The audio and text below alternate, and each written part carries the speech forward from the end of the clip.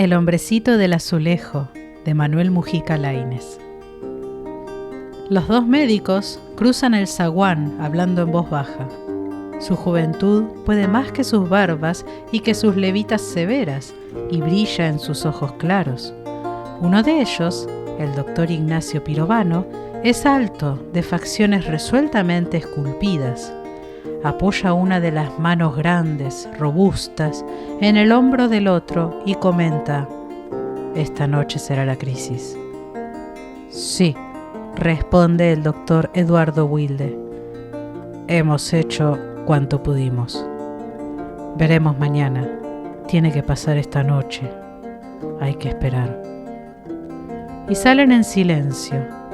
A sus amigos del club, a sus compañeros de la facultad, del lazareto y del hospital del Alto de San Telmo, les hubiera costado reconocerles, tan serios van, tan ensimismados, porque son dos hombres famosos por su buen humor, que en el primero se expresa con farsas estudiantiles y en el segundo con chisporroteos de ironía mordaz. Cierran la puerta de calle sin ruido y sus pasos se apagan en la noche. Detrás, en el gran patio que la luna enjalbega, la muerte aguarda, sentada en el brocal del pozo. Ha oído el comentario y en su calavera flota una mueca que hace las veces de sonrisa. También lo oyó el hombrecito del azulejo. El hombrecito del azulejo es un ser singular. Nació en Francia, en Debré, departamento del Paso de Calais, y vino a Buenos Aires por equivocación. Sus manufactureros, los Foumetreau, no lo destinaban aquí, pero lo incluyeron por error dentro de uno de los cajones rotulados para la capital argentina, e hizo el viaje, embalado prolijamente, el único distinto de los azulejos del lote. Los demás, los que ahora lo acompañan en el Zócalo, son azules como él, con dibujos geométricos estampados cuya tonalidad se deslíe hacia el blanco del centro lechoso, pero ninguno se honra con su diseño. El de un hombrecito azul, barbudo, con calzas antiguas, gorro de duende y un bastón en la mano derecha. Cuando el obrero que ornamentaba el zaguán porteño topó con él, lo dejó aparte, porque su presencia intrusa interrumpía el friso. Mas luego le hizo falta un azulejo para completar y lo colocó en un extremo, junto a la historiada cancela que separa zaguán y patio, pensando que nadie lo descubriría. Y el tiempo transcurrió sin que ninguno notara que entre los baldocines había uno, disimulado por la penumbra de la galería, tan diverso. Entraban los lecheros, los pescadores, los vendedores de escobas y plumeros hechos por los indios pampas, depositaban en el suelo sus hondos canastos y no se percataban del menudo extranjero del Zócalo. Otras veces eran las señoronas de visita las que atravesaban el zaguán y tampoco lo veían. Ni lo veían las chinas crinudas que pelaban la pava a la puerta aprovechando la hora en que el ama rezaba el rosario en la iglesia de San Miguel. Hasta que un día la casa se vendió y entre sus nuevos habitantes hubo un niño, quien lo halló de inmediato. Ese niño, ese Daniel, a quien la muerte atisba ahora desde el brocal, fue enseguida su amigo. Le apasionó el misterio del hombrecito del azulejo, de ese diminuto ser que tiene por dominio un cuadrado con 10 centímetros por lado y que sin duda vive ahí por razones muy extraordinarias y muy secretas. Le dio un nombre, lo llamó Martinito, en recuerdo del gaucho don Martín, que le regaló un petizo cuando estuvieron en la estancia de su tío materno en Arrecifes, y que se le parece vagamente, pues lleva como él unos largos bigotes caídos y una barba en punta y hasta posee un bastón hecho con una rama de manzano. «Martinito, Martinito». El niño lo llama al despertarse y arrastra a la gata gruñona para que lo salude. Martinito es el compañero de su soledad. Daniel se acurruca en el suelo junto a él y le habla durante horas, mientras la sombra teje en el suelo la minuciosa telaraña de la cancela, recortando sus orlas y paneles y sus finos elementos vegetales, con la medialuna del montante, donde hay una pequeña lira. Martinito, agradecido a quien comparte su aislamiento, le escucha desde su silencio azul, mientras las pardas van y vienen descalzas por el zaguán y por el patio, que en verano huele a jazmines del país y en invierno sutilmente al sahumerio encendido en el brasero de la sala. Pero ahora el niño está enfermo, muy enfermo. Ya lo declararon al salir los doctores de barba rubia, y la muerte espera en el brocal. El hombrecito se asoma desde su escondite y la espía. En el patio lunado, donde las macetas tienen la lividez de los espectros y los hierros del aljibe se levantan como una extraña fuente inmóvil, la muerte evoca las litografías del mexicano José Guadalupe Posada, ese que tantas calaveras, ejemplos y corridos ilustró durante la dictadura de Porfirio Díaz, pues como en ciertos dibujos macabros del mestizo, está vestida como si fuera una gran señora, que por otra parte lo es. Martinito estudia su traje negro de revuelta cola, con muchos botones y cintas, y la gorra emplumada que un moño de crespón sostiene bajo el maxilar, y estudia su cráneo terrible, más pavoroso que el de los mortales, porque es la calavera de la propia muerte y fosforece con verde resplandor. Y ve que la muerte bosteza. Ni un rumor se oye en la casa. El ama recomendó a todos que caminaran rozando apenas el suelo, como si fueran ángeles, para no despertar a Daniel, y las pardas se han reunido a rezar quedamente en el otro patio, en tanto que la señora y sus hermanas lloran con los pañuelos apretados sobre los labios, en el cuarto del enfermo, donde algún bicho zumba como si pidiera silencio alrededor de la única lámpara encendida. Martinito piensa que el niño, su amigo, va a morir y le late el frágil corazón de cerámica. Ya nadie acudirá cantando a su escondite del zaguán, nadie le traerá los juguetes nuevos para mostrárselos y que conversen con él. Quedará solo una vez más, mucho más solo ahora que sabe lo que es la ternura. La muerte, entretanto, balancea las piernas magras en el brocal poliédrico de mármol que ornan anclas y delfines. El hombrecito da un paso y abandona su cuadrado refugio. Va hacia el patio, pequeño peregrino azul que atraviesa los hierros de la cancela asombrada, apoyándose en el bastón. Los gatos, a quienes trastorna la proximidad de la muerte, cesan de maullar. Es insólita la presencia del personaje que podría dormir en la palma de la mano de un chico, tan insólita como la de la enlutada mujer sin ojos. Allá abajo, en el pozo profundo, la gran tortuga que lo habita adivina que algo extraño sucede en la superficie y saca la cabeza del caparazón. La muerte se hastía entre las enredaderas tenebrosas, mientras aguarda la hora fija en que se descalzará los mitones fúnebres para cumplir su función.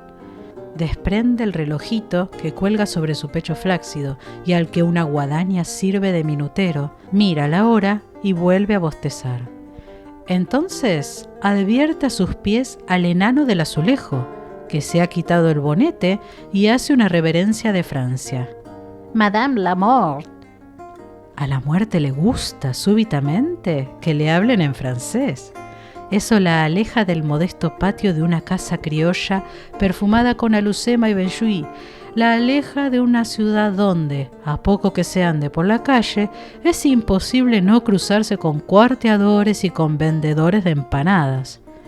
Porque esta muerte, la muerte de Daniel, no es la gran muerte, como se pensará, la muerte que las gobierna todas, sino una de tantas muertes, una muerte de barrio.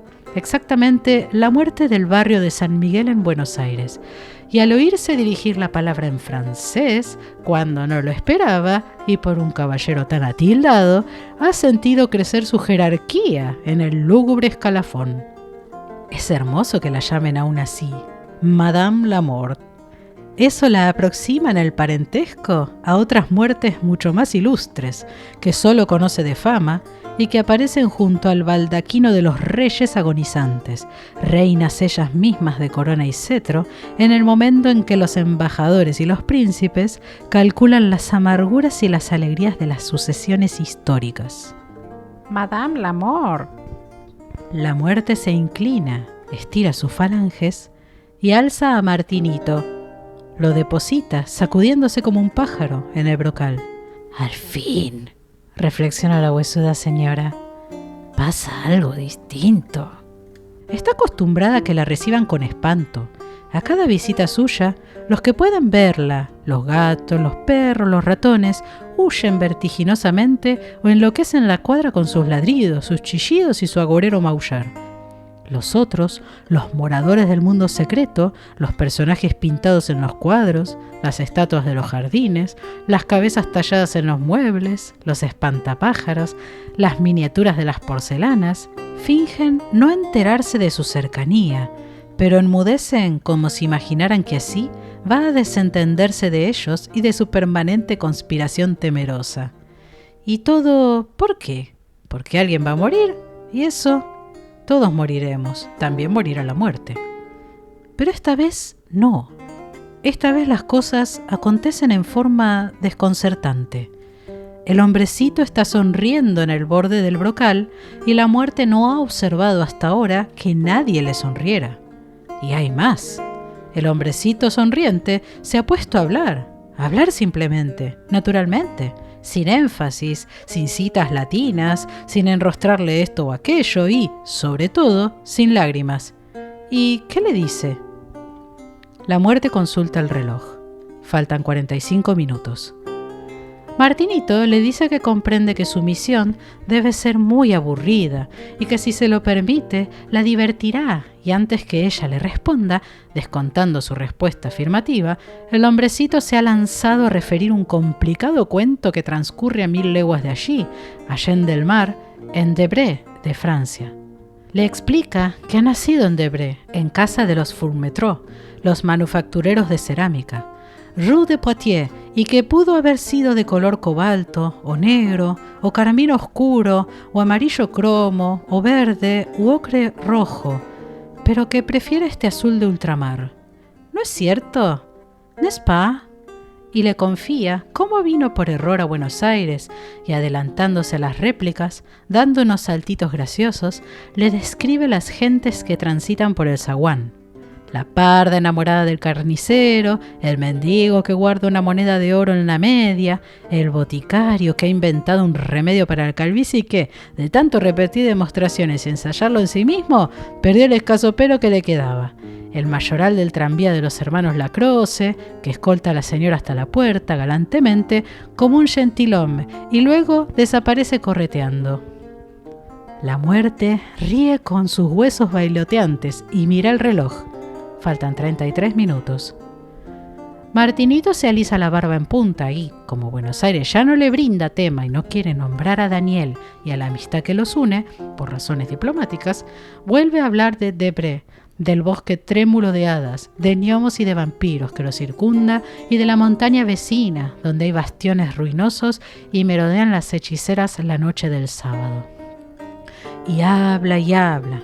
Sospecha que a esta muerte parroquial le agradará la alusión a otras muertes más aparatosas, sus parientas ricas, y le relata lo que sabe de las grandes muertes que entraron en Debré a caballo, hace siglos, armadas de pies a cabeza, al son de los curvos cuernos marciales.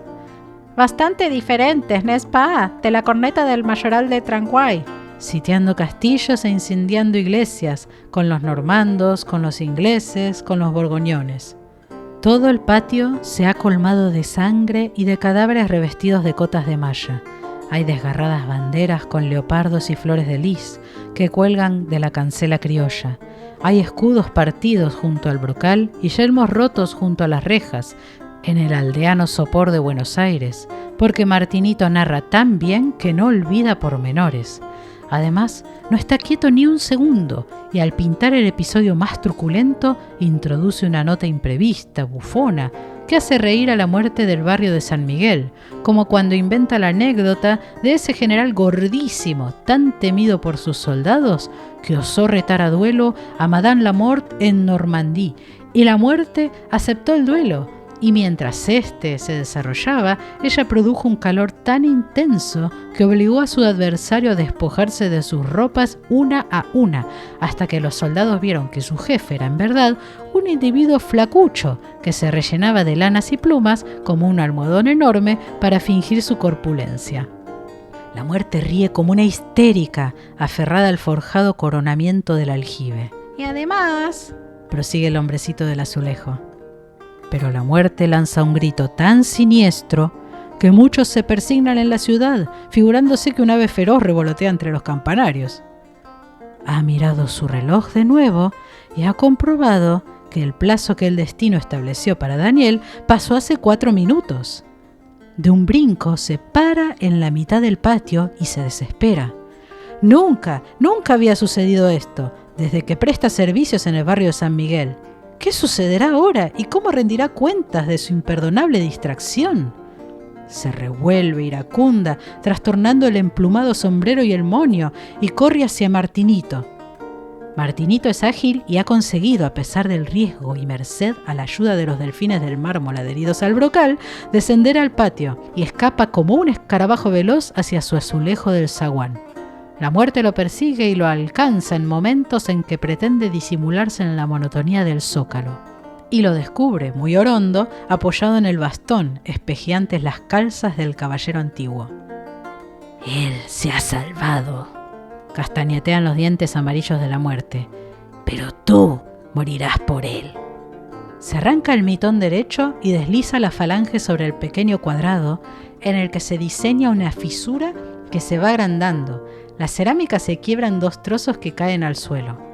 La muerte los recoge, se acerca al aljibe y los arroja en su interior, donde provocan una tos breve al agua quieta y despabilan a la vieja tortuga ermitaña. Luego se va, rabiosa, arrastrando los encajes lúgubres. Aún tiene mucho que hacer y esta noche nadie volverá a burlarse de ella. Los 2 médicos jóvenes regresan por la mañana. En cuanto entran en la habitación de Daniel, se percatan del cambio ocurrido. La enfermedad hizo crisis, como presumían. El niño abre los ojos y su madre y sus tías lloran, pero esta vez es de júbilo. El doctor Pirovano y el doctor Wilde se sientan a la cabecera del enfermo. Al rato, las señoras se han contagiado del optimismo que emana de su buen humor. Ambos son ingeniosos, ambos están desprovistos de solemnidad, a pesar de que el primero dicta la cátedra de histología y anatomía patológica y de que el segundo es profesor de medicina legal y toxicología también en la Facultad de Buenos Aires. Ahora lo único que quieren es que Daniel sonría. Pirovano se acuerda del tiempo no muy lejano en que urdía chascos pintorescos cuando era secretario del disparatado Club del Esqueleto en la farmacia del Cóndor de Oro, y cambiaba los letreros de las puertas, robaba los faroles de las fondas y las linternas de los serenos, echaba municiones en las orejas de los caballos de los lecheros y enseñaba insolencias a los loros. Daniel sonríe por fin, y Eduardo Wilde le acaricia la frente, nostálgico, porque ha compartido esa vida de estudiantes felices que le parece remota, soñada y real. Una semana más tarde, el chico sale al patio. Alza en brazos a la gata gris y se apresura, titubeando todavía, a visitar a su amigo Martinito. Su estupor y su desconsuelo corren por la casa al advertir la ausencia del hombrecito y que hay un hueco en el lugar del azulejo extraño. Madres y tías, criadas y cocinera se consultan inútilmente. Nadie sabe nada. Revolucionan las habitaciones en pos de un indicio sin hallarlo. Daniel llora sin cesar. Se aproxima al brocal del aljibe, llorando, y logra encaramarse y asomarse a su interior. Allá adentro todo es una fresca sombra y ni siquiera se distingue a la tortuga, de modo que menos aún se ven los fragmentos del azulejo que en el fondo descansan. Lo único que el pozo le ofrece es su propia imagen, reflejada en un espejo oscuro, la imagen de un niño que llora. El tiempo camina remolón y Daniel no olvida al hombrecito. Un día vienen a la casa 2 hombres con baldes, cepillos y escobas. Son los encargados de limpiar el pozo, y como en cada oportunidad en que cumplen su tarea, ese es día de fiesta para las pardas, a quienes deslumbra el ajetreo de los mulatos cantores que, semidesnudos, bajan a la cavidad profunda y se están ahí largo espacio, baldeando y fregando. Los muchachos de la cuadra acuden. Saben que verán a la tortuga, quien solo entonces aparece por el patio, pesadota, perdida como una anacoreta, a quien de pronto trasladarán a un palacio de losas en ajedrez. Y Daniel es el más entusiasmado. Pero algo enturbia su alegría, pues hoy no le será dado, como el año anterior, presentar la tortuga a Martinito. En eso cavila hasta que, repentinamente, uno de los hombres grita desde la hondura, en voz de caverna: ¡Ahí va algo! ¡Abarájenlo! Y el chico recibe en las manos tendidas el azulejo intacto, con su hombrecito en el medio, intacto, porque si un enano francés estampado en una cerámica puede burlar a la muerte, es justo que también puedan burlarla las lágrimas de un niño. Fin.